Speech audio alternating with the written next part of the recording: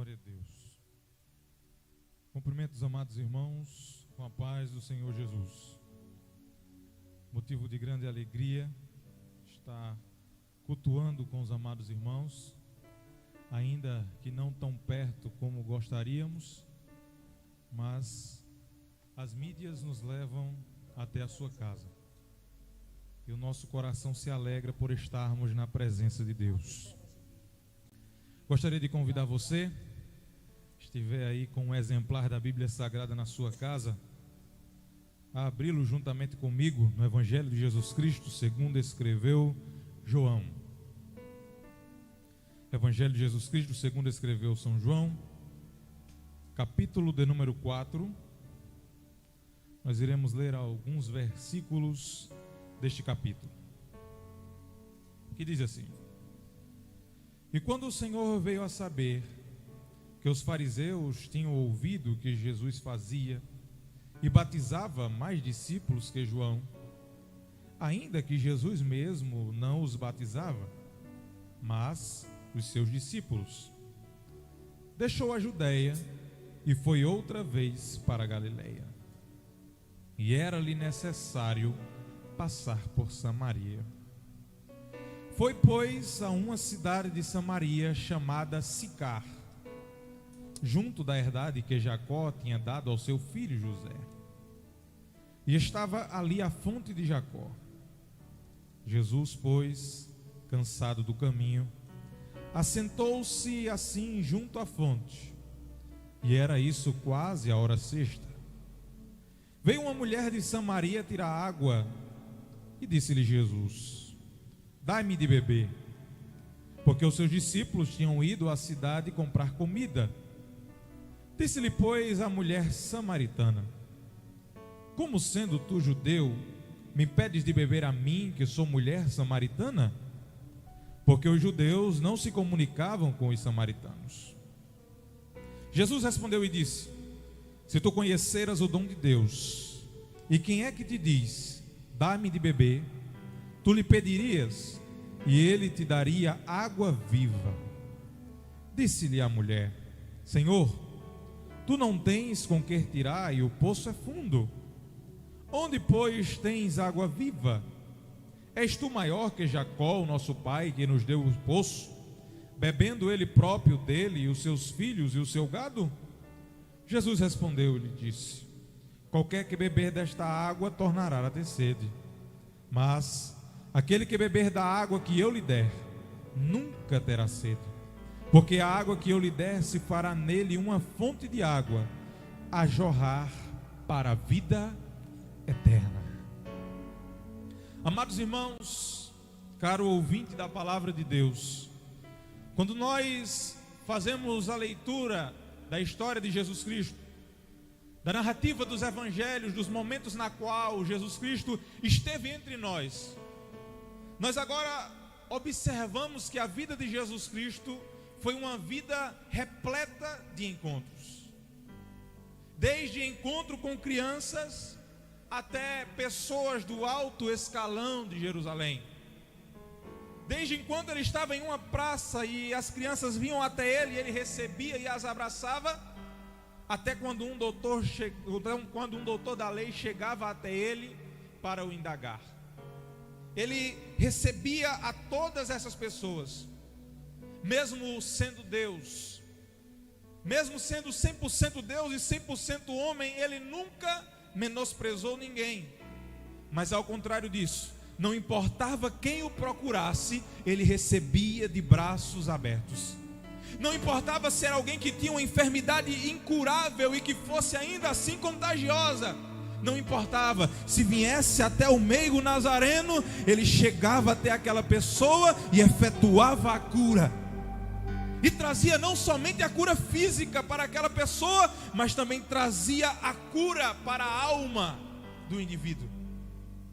Jesus Cristo agora veio, impactou o seu tempo de tal modo que os religiosos da época de Jesus agora olhavam para ele e não aceitavam a maneira com a qual ele lidava com as pessoas, a maneira humilde que o próprio Deus agora se relacionava com as pessoas. As pessoas, quando se encontravam com Jesus, eram impactadas. Aquelas que eram cegas voltavam a enxergar. Aqueles que eram aleijados, que possuíam alguma deficiência, Jesus Cristo agora os curava. Se fosse surdo, ele tocava o ouvido e aquela pessoa começava a ouvir. E aqueles que tinham multidão de pecado, Jesus Cristo chegava e dizia: aquele que não tiver pecado, atire a primeira pedra. Jesus Cristo olhava para as pessoas que a sociedade rejeitava e dizia: perdoados te são os teus pecados. Jesus Cristo agora começa a causar um alvoroço no mundo antigo. E um desses encontros maravilhosos que Jesus Cristo teve foi com essa mulher de uma cidade pequena de Samaria chamada Sicar. Jesus Cristo agora parte em uma viagem da Judeia para a Galileia. E os historiadores vão dizer que havia vários caminhos que Jesus Cristo poderiam fazer, entre os quais haviam 3 que eram os de maior rotina dos viajantes. Jesus poderia ir pelo Jordão, passar pela terra dos gentios e dar a volta na terra de Samaria. Mas esse outro caminho, que agora era o mais curto para o percurso e que jamais um judeu em sã consciência faria, era aquele que passava por dentro da cidade daqueles que eram por eles amaldiçoados, para aqueles que eles menosprezavam. Jamais um judeu faria o percurso por meio das terras de Samaria. A hostilidade entre esses povos era tão grande que certa vez os soldados judeus agora foram ao alto do Monte Gerizim e destruíram o templo que estava erguido já no ano 6º depois de Cristo. Agora os samaritanos, para retribuir a ofensa, espalharam ossos de pessoas no templo de Jerusalém, impedindo assim a festividade da Páscoa, que iria se processar naquele ano. Era uma hostilidade muito grande. E esse todo enredo histórico é para que você possa compreender que quando falamos de missão, nós precisamos nos lembrar que é necessário passar por Samaria. Quando falamos de missões e olhamos para esse texto, nós precisamos nos lembrar que é necessário muitos preconceitos caírem, para que nós venhamos pregar o Evangelho de Jesus Cristo da maneira que ele pregava. É necessário que nós olhemos para o indivíduo não como um criminoso, não como um pecador, ou melhor, não como alguém rejeitado pela sociedade, mas como um pecador que necessita do perdão de Deus. Nós não olhamos como a sociedade olha, nós precisamos olhar com os olhos de Cristo. Nós precisamos usar o amor que o Mestre usava enquanto esteve aqui entre nós. E quando Jesus chega à cidade de Sicar, ele agora assenta-se junto à fonte de Jacó. E os seus discípulos agora vão até a cidade comprar comida. E enquanto Jesus Cristo estava ali sentado, agora uma mulher agora vem descendo para tirar água do poço. E Jesus não perde a oportunidade. Para fazer missões, muitas das vezes é necessário abrir mão de todo o tipo de rivalidade. Tudo aquilo que foi previamente construído é necessário que seja derrubado, para que o amor de Cristo seja evidenciado na pregação da palavra. Mesmo sendo alguém que nos faz o mal, mesmo sendo alguém que nos persegue, que muitas das vezes nos causa humilhação, tal pessoa também é uma alma que precisa ser alcançada pelo amor do meigo nazareno. Não importa quem seja a pessoa, a nossa responsabilidade de agora levar o amor de Deus para essas pessoas. Muitas das vezes não podemos ir a lugares longínquos, muitas das vezes não podemos ir até mesmo onde tem outras culturas para pregar o Evangelho, mas nós fazemos o envio missionário A igreja agora envia pessoas que estão preparadas para estarem nesses ambientes, para pregar a palavra de Deus em outras culturas.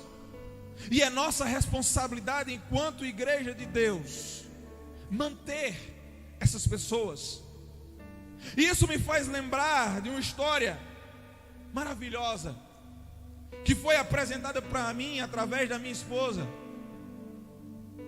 Em determinada aldeia, conta-se de que existia um rio que a sua correnteza era muito forte. E por causa da correnteza daquele rio, ninguém ousava adentrar nele para se banhar. Porém, em determinado dia, algumas crianças estavam brincando às margens daquele rio. E uma delas, agora por descuido, cai e é levada pela correnteza. Algumas pessoas que estavam ali à beira daquele rio começam a conversar e ver o que fariam para salvar a vida daquela criança. E agora uma daquelas pessoas que estavam ali disse: olha, eu entro na água. A única coisa que eu quero é que vocês agora amarrem uma corda na minha cintura e segurem, para que quando eu alcançar a criança, vocês me puxem de volta para a margem. Porém, quando aquele homem entra na água, aquelas pessoas que estavam ali à borda do rio, às margens do rio, começaram agora a discutir entre si quem seria o responsável por pagar aquela corda, caso o homem fosse levado.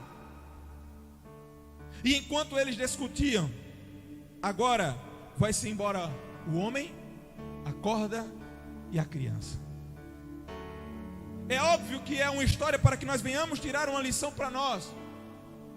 O rio representa a humanidade, representa o mundo. Aquela criança representa as almas que estão perdidas, necessitando de salvação. Aquele indivíduo que agora se dispôs a entrar no rio para resgatar aquela criança representa o missionário. E nós representamos aquelas pessoas que estão à margem do rio. Porém, ao contrário daquelas pessoas que ali estavam discutindo sobre quem seria o responsável pelo pagamento daquela corda, todos nós agora precisamos saber que a responsabilidade é nossa. Já que enviamos, nós temos uma responsabilidade de cuidar daquelas pessoas que foram enviadas em nosso lugar. Nós temos uma responsabilidade tanto de contribuir com as nossas orações, como também por intermédio das nossas ofertas, para que essas pessoas não venham passar necessidade, para que essas pessoas não venham a perecer juntamente com as almas. A responsabilidade é minha e é sua. E quando Jesus Cristo está ali à margem do poço, à beira do poço, Jesus agora inicia o diálogo com aquela mulher e diz: mulher, dai-me de beber. Mulher, dai-me de beber. A gente observa que a resposta da mulher é um tanto quanto hostil para com Jesus. Ela olha para Jesus e diz: como sendo tu, judeu, pedes de beber a mim, que sou mulher samaritana? Mas Jesus agora oferece para ela água viva. Enquanto ela vem com toda aquela carga de hostilidade, com toda aquela carga de preconceito que existia entre os dois povos, Jesus Cristo agora, com um meigo olhar, diz: olha, se você conhecesse o dom de Deus, se você soubesse quem é que está te pedindo água, você ia pedir para mim, e eu não lhe daria essa água que iria matar somente a sua sede física, mas o que eu iria dar para você, iria formar dentro de você uma fonte, e essa fonte iria jorrar para toda a eternidade. Enquanto a mulher pensa que Jesus Cristo estava falando da substância que mataria somente a sede física, Jesus agora ia muito mais além. Jesus ia agora muito mais profundo. Jesus ia agora lá na alma. e dizia: olha, se você beber da água que eu lhe der, nunca mais você sentirá sede. Nós temos uma responsabilidade de pregar o evangelho a tempo e a fora de tempo. Não cabe a nós empurrar a responsabilidade para os outros, mas façamos nós jus ao nome que recebemos de igreja, de eclésia, de chamados para fora, para expressar o grande, o maravilhoso, o inexplicável amor de Deus para com as pessoas. Falando ainda da nossa responsabilidade, da responsabilidade que nós temos enquanto cristãos, de levar a palavra de Deus. Eu me lembro agora de uma tirinha bastante curta. Talvez você já tenha visto essa tirinha em livros de português. Ela é intitulada Calvin e Hobbes. Porém, na tradução para o Brasil, para o português, é Calvin e Haroldo. Onde tem o menino e o tigre, e os dois agora estão olhando para as estrelas. E Calvin então inicia o diálogo e diz: por que Deus não faz nada para acabar com a fome e com todo o sofrimento do mundo? Haroldo agora olha para Calvin e responde: eu sinceramente não tenho coragem de fazer esse tipo de pergunta. Calvin olha assustado e indaga: por quê? Porque eu tenho medo que ele me pergunte a mesma coisa. Responde o tigre. E se nós agora olhássemos para este contexto e a gente se perguntasse por que Deus agora não resolve todos os problemas daquelas pessoas que necessitam, e essa pergunta agora olhasse para nós: o que nós estamos fazendo para melhorar as vidas das pessoas? O que nós estamos fazendo para melhorar a vida do nosso próximo? Que exemplo nós estamos dando para que as pessoas olhem para mim e para você e digam: olha, realmente eu necessito de uma mudança de vida. Caro amigo, a sua vida muitas das vezes vai ser a única Bíblia que alguém vai ler. O meu e o seu exemplo, o meu e o seu andar, o meu e o seu se comportar irá influenciar a vida de muitas pessoas. E a pergunta é: o que nós estamos fazendo com essa responsabilidade que é nossa? Precisamos pregar a tempo e a fora de tempo. E quando Jesus agora está naquele diálogo com a mulher samaritana, ela agora confessa o seu pecado. Jesus olha para aquela mulher e diz: olha, chama o teu marido e vem cá. A mulher olha para Jesus, talvez baixe a cabeça e diga: olha, Senhor, eu não tenho marido. Jesus olha para ela e diz: disseste bem, porque você já teve diversos maridos e o que você agora tem não é seu. Quando ela confessa o seu pecado, quando ela se quebranta, Jesus agora começa o trabalhar. E agora aquela mulher leva a boa nova para toda aquela população que estava ali em Sicar. Jesus agora, com o contato que teve com aquela mulher, influenciou agora toda uma cidade. Jesus quer que você invista tempo nas coisas que são de cima. Você precisa tomar uma decisão hoje. Você, caro amigo da palavra de Deus que me escuta, você que ainda não teve um encontro com o Mestre, talvez esteja na mesma situação dessa mulher, desejando matar a sua sede. Mas quanto mais você bebe a água, mais a sede continua. É óbvio que eu estou falando aqui metaforicamente. Você busca em muitos lugares prazer. De muitas maneiras você busca agora satisfazer um vazio que existe dentro de você. E muitas das vezes esse vazio não é preenchido. A bebida alcoólica tira você de si por alguns minutos, mas depois a consciência começa mais uma vez a acusar. As circunstâncias da vida novamente estão à sua frente.